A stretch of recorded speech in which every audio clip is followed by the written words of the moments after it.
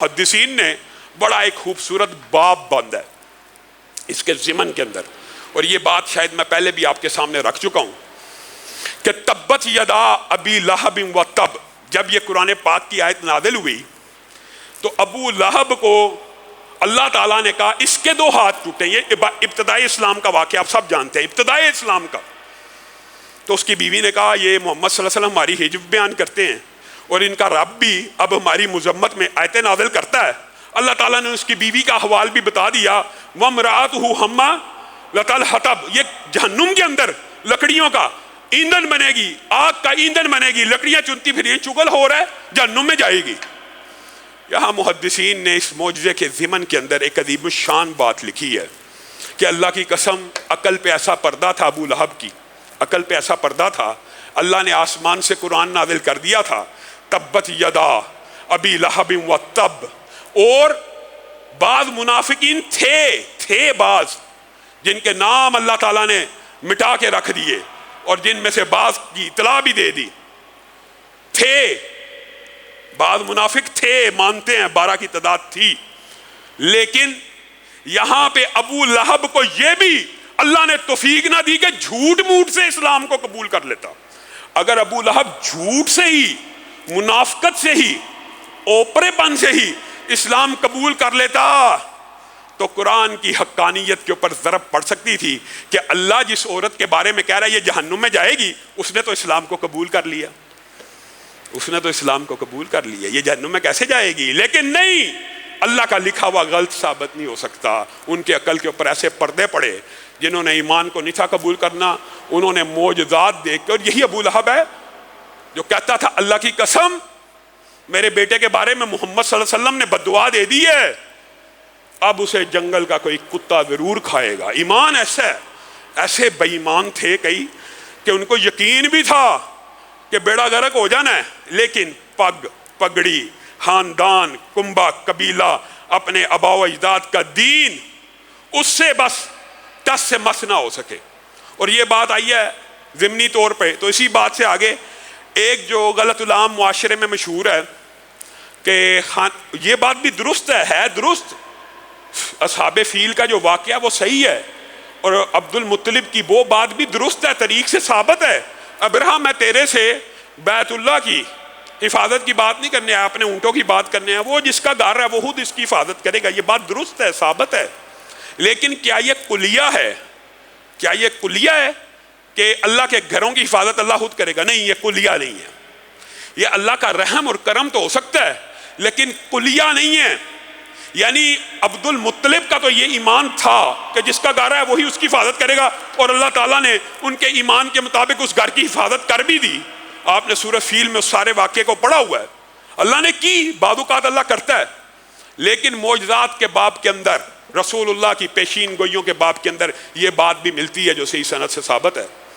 ایک دور آئے گا، اور اللہ نہ کرے وہ یہ دور ہو، جتنے آج مسلمان کمزور ہیں بظاہر لگتا ہے کہ اس سے بھی زیادہ شاید کوئی پستی کا دور آنے والا ہے. ایمان ویسے اگر غور کیا جائے تو شاید وہی دور ہو. بیت المقدس کے اوپر قبضہ ہے، مسلمانوں کے کان پہ کیا جونج رینگ رہی ہے؟ کچھ فرق پڑ رہا ہے؟ مسلمانوں کا قبلہ اول یہود کے پنجے میں ہے، ہمیں کیا فرق پڑ رہا؟ کوئی فرق نہیں پڑ رہا. ہم نمازیں پڑھی جائیں، ہم عبادتیں کری جائیں، پتہ نہیں اللہ نے قبول کرنی بھی ہیں کہ نہیں، کہ تمہارا قبلہ اول تو غاصبانہ قبضے میں ہے. تم اپنی مسجدوں میں نمازیں پڑھتے رہتے ہو، روزے رکھتے رہتے ہو، ذکر اذکار کرتے رہتے ہو، تمہارے کان پہ جوں نہیں رینگتی. اسی سے ملتی جلتی حدیث رسول اللہ صلی اللہ علیہ وسلم نے کہا تھا ایمان اتنا کمزور ہو جائے گا ایک دن کہ حبشہ کا ایک بریک پنڈلیوں والا کالا، حبشہ کا نام بھی بتا دیا، بریک پنڈلیوں والا کالا اس خانہ کعبہ کو خراب کر دے گا، اس خانہ کعبہ کی دیواروں کو منہدم کر دے گا. اللہ ہماری زندگی میں وہ وقت نہ لائے. میرے بھائیوں، مسلمانوں کا ایمان ایک دن اتنا کمزور بھی ہو جائے گا. بعض لوگوں نے کہا یہ واقعہ ہو چکا جب عبداللہ ابن زبیر کے اوپر حملہ ہوا تھا، خانہ کعبہ کی ایک دیوار گری تھی، لیکن یہ حقیقت بات یہ ہے کہ یہ واقعہ ابھی تک رونما نہیں ہوا. وہ جناب عبداللہ ابن زبیر نے جو خانہ کعبہ کی انہدام کی بات کرتے ہیں، وہ انہوں نے رسول اللہ صلی اللہ علیہ وسلم کی خواہش کے مطابق دیوار کو گرایا تھا اور حتیم کو خانہ کعبہ کے اندر شامل کر لیا تھا، کیونکہ رسول اللہ نے ایک مرتبہ یہ بات کی تھی، اگر مجھے اپنی قوم کی جہالت کا خطرہ نہ ہو تو میں خانہ کعبہ کو انہی خطوط پہ استوار کر لوں جس خطوط کے اوپر سیدنا ابراہیم نے اور اسماعیل نے اس کی بنیاد رکھی تھی۔ اور آپ سب یہ جانتے ہیں کہ وہ بنیاد جو حتیم ہے، حتیم جو گول دائرہ ہے خانہ کعبہ سے آگے ہے، بنیادی طور پہ خانہ کعبہ کا یہ ڈیزائن تھا، یہ سٹرکچر تھا محراب نما، آگے گول بھی خانہ کعبہ کے اندر شامل تھا۔ تو عبداللہ ابن زبیر کے دور میں جو دیوار گری تھی یا حتیم کا حصہ بنا، انہوں نے حتیم کو خانہ کعبہ کے اندر ڈال دیا۔ تو پھر اس دور کے اندر جب ان کے خلاف لشکر کشی ہوئی تو جو مسلمانوں کا حاکم تھا اس نے وہ حتیم کی دیوار کو دوبارہ گرا کر خانہ کعبہ کو چورس بنا دیا تھا۔ لیکن اس واقعے سے یہ بات سمجھ نہیں آتی کہ اس سے مراد وہ حبشہ کا کالی پنڈلیوں والا، باریک پنڈلیوں والا شخص ہے، وہ واقعہ ابھی رونما ہونا ہے۔